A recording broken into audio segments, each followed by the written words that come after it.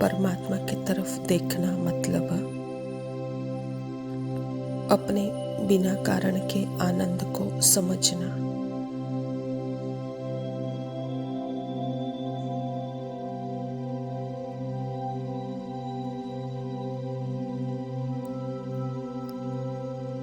अपने बिना कारण के शांति को समझना।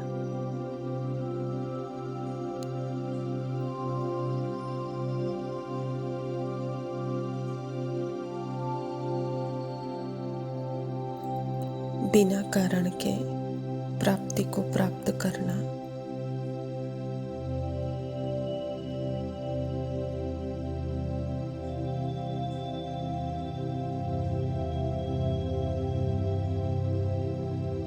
कोई कारण की आवश्यकता नहीं है इस आनंद के लिए।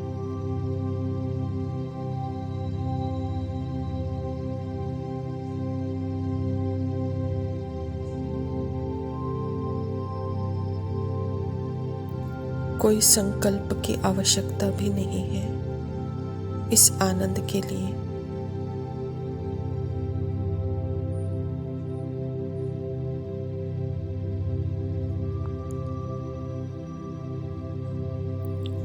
परमात्मा की तरफ देखना मतलब कोई अनुभव की आवश्यकता नहीं है इस आनंद के लिए।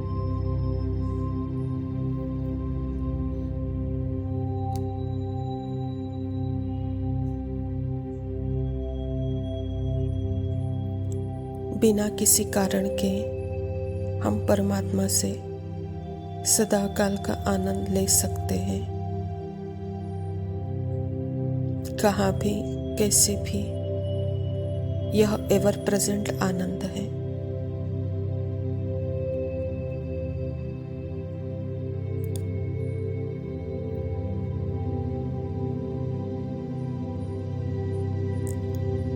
एवर प्रेजेंट का अर्थ है परमात्मा को देखने से अपने सत्य शक्ति का रिफ्लेक्ट होता है, जो कभी गायब होती नहीं, न कभी कोई प्रकट होती है।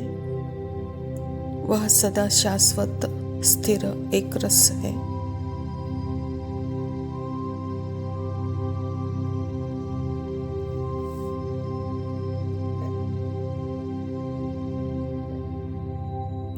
माइंड में संकल्प आ सकते हैं, गायब हो सकते हैं, कभी प्रकट हो सकते हैं।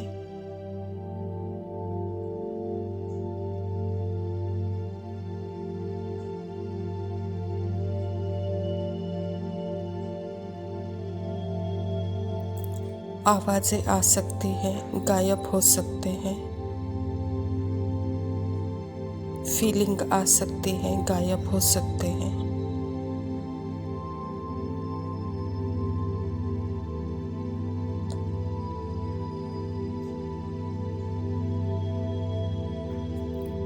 शरीर के सेंसेशंस प्रकट हो सकती हैं, गायब हो सकते हैं।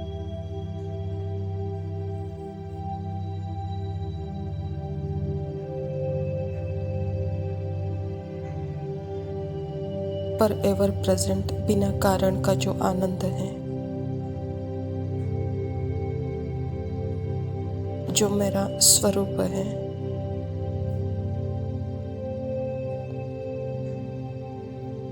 वो कभी गायब हो नहीं सकता।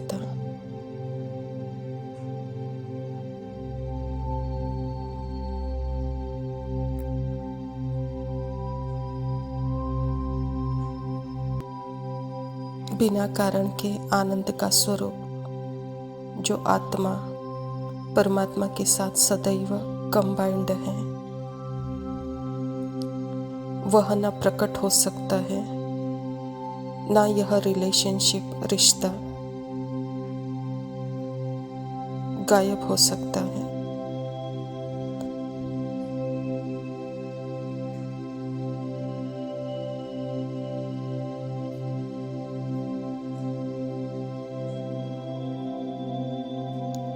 पर आत्मा और मन के बीच में, आत्मा और देह के बीच में जो सब्जेक्ट ऑब्जेक्ट का रिलेशनशिप है वह पॉसिबल है।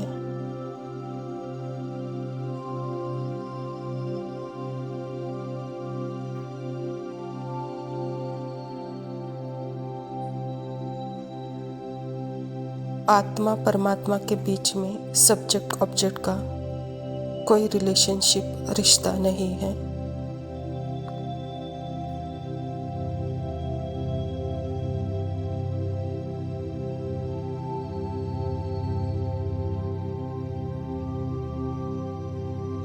आत्मा और उसके प्योर क्वालिटीज के बीच में कोई ऑब्जेक्ट सब्जेक्ट का रिश्ता पॉसिबल नहीं है।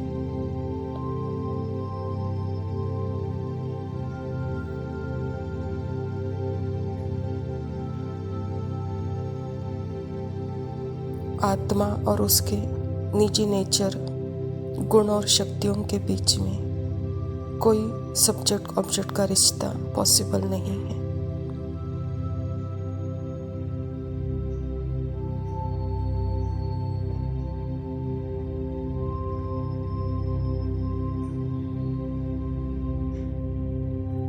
मैं जो सदाकाल की चैतन्य अविनाशी शक्ति, लिविंग लाइट और मन और देह के लिमिटेड हद की क्वालिटीज जो है उसमें सब्जेक्ट ऑब्जेक्ट का रिश्ता पॉसिबल है।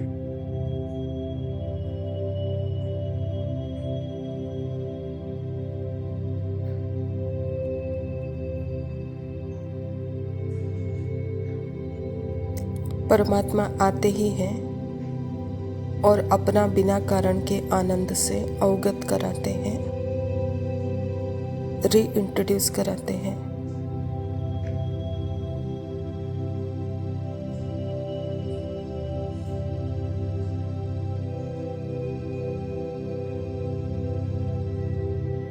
मेरा मेरे से परिचय कराते हैं।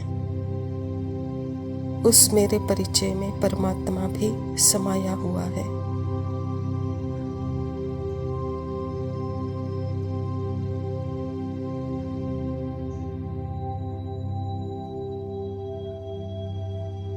वह अपना भी परिचय कराते हैं। इन दोनों परिचय में कोई सब्जेक्ट ऑब्जेक्ट या कोई रिश्ता या कोई कारण बिना कारण के यहाँ सदा काल का एवर प्रेजेंट आनंद है।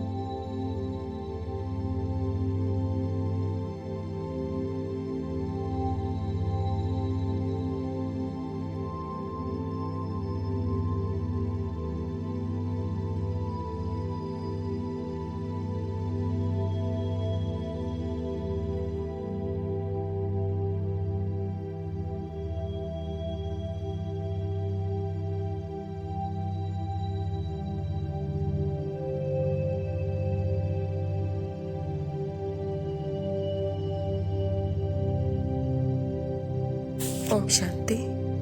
प्रातः मुरली बाप दादा मधुबन। मीठे बच्चे, पापों से हल्का होने के लिए वफादार ऑनेस्ट बन अपनी कर्म कहानी बाप को लिख कर दो तो क्षमा हो जाएगा।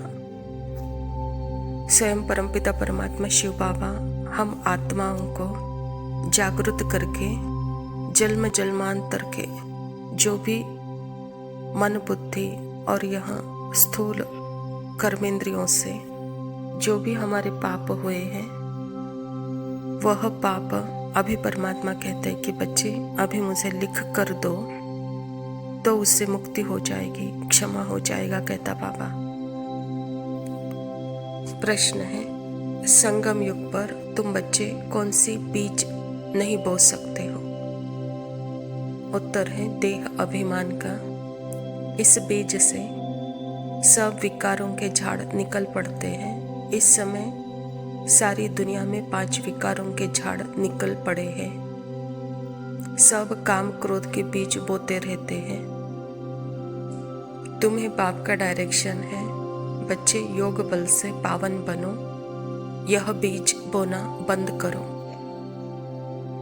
संगम पर हम बाबा हम बच्चों को आत्मा अभिमानी और देह अभिमानी यह दोनों के स्थिति में क्या इफेक्ट होता है और दोनों के स्थिति से क्या उत्पन्न होता है यह बताते हैं। यह जागृत अवस्था में है तो हमको यह अनुभव होगा। देह अभिमान में आने से अर्थात आत्मा अपने आप को भूल करके मन के आकर्षण में, मन में जो अनेक प्रकार के लेबल्स लगे हुए हैं, जैसे यह स्वाति भी एक लेबल है, एक थॉट है। इस थॉट में जब आत्मा एक हो जाती है तो उसका वह स्वरूप बनती है। तो वहाँ जैसे काम, क्रोध, लोभ, मोह, अहंकार विकार ही पैदा होते हैं। अर्थात यह देह अभिमान, यह देह, यह संकल्प में जब आत्मा शयन करती है तो वहाँ जैसे देहाभिमान में बीज बोती है, तो इससे विकारों का जन्म होता है। लेकिन स्वयं जब अपने जागृत अवस्था में है तो वह गुण और शक्तियाँ जैसे कि जागृत ही है, उसका वह स्वरूप है, यही योग बल है। और इस याद में सदा परमात्मा समाया हुआ है, कंबाइंड है। धारणा के लिए मुख्य सार है, पहला पॉइंट है सदा स्मृति रहे कि हम अभी ब्राह्मण हैं, इसीलिए विकारों से बहुत बहुत दूर रहना है। कभी भी क्रिमिनल असॉल्ट न हो, पाप से बहुत बहुत ऑनेस्ट वफादार रहना है। स्मृति स्वरूप स्थिति में, क्योंकि पार्ट में भी शूद्रत्व परिवर्तन होकर के ब्राह्मणत्व बने हैं। अर्थात जो विकारी धंधा था वह छोड़ करके लौकिक से अलौकिक आ गए हैं। अलौकिक अर्थात ही यहाँ पवित्रता का प्रतिज्ञा, अन्न शुद्धि, सत्संग, दैवी गुणों की धारणा, यह ब्राह्मणों का जैसे नियम और मर्यादा का जीवन है। तो इसलिए बाबा भी कहता है कि बच्चे अपने क्रिमिनल असॉल्ट अभी यहाँ न दिखाई दे, विकारों से आप बहुत बहुत बहुत दूर हो। इसमें बाबा के साथ सदा ऑनेस्ट और वफादार होकर रहो। दूसरा पॉइंट है डबल सिरताज देवता बनने के लिए बहुत मीठा बनना है, लाइन क्लियर रखनी है, राजयोग की तपस्या करनी है। परमात्मा पिता हम बच्चों को एक ऐसी पाठशाला बनाए हैं जहाँ जन्म जन्मांतर का भाग्य हम प्राप्त कर सकते हैं, मनुष्य से देवता बनने का। अर्थात यह संस्कार ही अभी जो हम पढ़ते हैं परमात्मा के द्वारा, यह संस्कार ही हमको 5000 वर्ष तक वह देवताई गुणों में, जैसे वो संस्कारों में ही रहते हैं, और उस संस्कारों में रहने के कारण उसका फल भी हम सदा सुख शांति का ही पाते हैं। तो इसीलिए अभी के समय परमात्मा के द्वारा यह पाठशाला जो बनाई गई है, इसमें हम रेगुलर ऑनेस्ट वफादार होकर एक दिन भी यह पढ़ाई जब मिस नहीं करते हैं और सदा राजयोग की पढ़ाई में तत्पर रहते हैं, अपनी लाइन परमात्मा के साथ क्लीन क्लियर रखते हैं, तो भविष्य में सिरताज देवता बनेंगे। वरदान है सदा बेहद के स्थिति में स्थित रहने वाले, बंधन मुक्त जीवन मुक्त भव। देह अभिमान हद की स्थिति है और देही अभिमानी बनना यह बेहद की स्थिति है।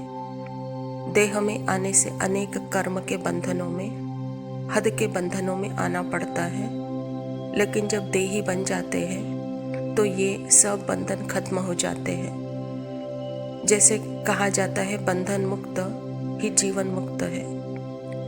ऐसे जो बेहद की स्थिति में स्थित रहते हैं वह दुनिया के वायुमंडल, वाइब्रेशन, तमोगुणी वृत्तियाँ, माया के वार, इन सब से मुक्त हो जाते हैं। इसको ही कहा जाता है जीवन मुक्त स्थिति, जिसका अनुभव संगम युग पर ही करना है। संगम युग में हम आत्माओं को अपना निज पिता मिला है, निज संबंध, निज रिलेशनशिप में है, और इस रिलेशनशिप में जब हम होते हैं तो सारे देह देह के संबंध के रिलेशनशिप ऑटोमेटिकली ही जैसे खत्म होती है, और यह रिलेशनशिप मुक्ति और जीवन मुक्ति का अनुभव कराता है, सदा काल के बंधन से मुक्त कराता है कि स्थिति जैसे दुनियावी वायुमंडल वाइब्रेशन तमोगुणी वृत्तियां माया के वार से जैसे मुक्त है।